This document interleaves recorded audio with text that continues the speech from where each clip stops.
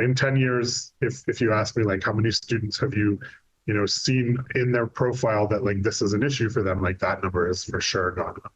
A report from Quebec Statistics Institute, the ISQ, indicates a worrying progression of mental health disorders among the province's high school students. According to survey results, depression among youth increased from almost 5% in 2010 and 11 to 7% last year. Anxiety disorders have almost doubled from 9% to 20%, and attention deficit disorders have the highest increase of 12%, going from 13% to 25%. It's definitely something that we're seeing more regularly, I think, hearing about mental health issues, especially. I would say like anxiety, depression are the ones that I would say maybe we're hearing about now more than we did in the past. Once again, the survey also showed a decline in high self-esteem, which dropped from 20% in 2010 and 11 to 12%. But this year's third edition now includes new data about average screen time, and overall sleep has now been observed, which has brought forth interesting data. What's interesting about the measure of screen time it wasn't a big surprise. We've been hearing about it for 2 months now. I'm really tired right now because I've been awake for the past 48 hours moving my things. I moved all that almost by myself. So that's why I'm exhausted. It was cold this morning, so the coffee tasted very good. Teenagers that sleep less has increased.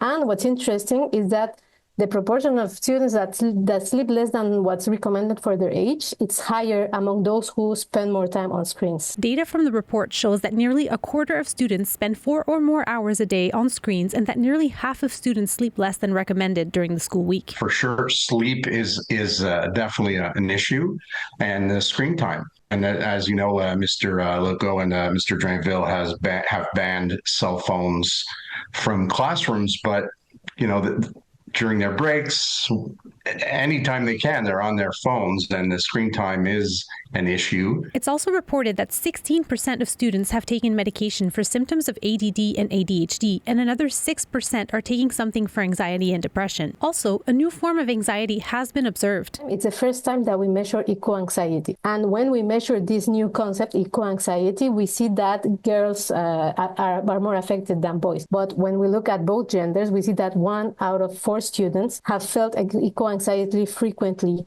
or almost always. The good news? Teachers and staff are learning to manage and give the necessary support to students. We'll sort of be informed about it that, maybe this student may have an anxiety issue. They may need to leave to go speak with the guidance counselor. We'll adjust then how we're going to sort of approach dealing with them if things, need to be dealt with. In Montreal, Corinne Boyer, City News. In Montreal, Aaron Sees, City News.